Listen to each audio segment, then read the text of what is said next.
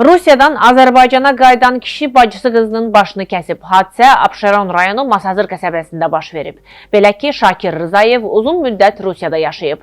Onun Rusiyada ailəli olan bacısı qızı Türkan Əbdürrəhmanova yoldaşından ayrılaraq Azərbaycana qayıdır və Masazır bələdiyyəsində işə düzəlir. Həmin vaxtdan sonra Masazırda yaşamağa başlayır. Şakir Rusiyada eşidir ki, bacısı qızı Türkan Azərbaycanda əxlaqsızlıq edir.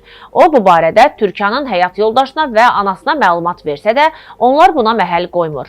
O, qısa müddətdə Azərbaycana gəlir və bacısı qızı ilə görüşür, onun barəsində söz-söhbət yayıldığını deyir. Türkan isə əsəbi halda dayısına, sən kimsən ki, mənim işimə qarşısan deyib. Ondan uzaqlaşır.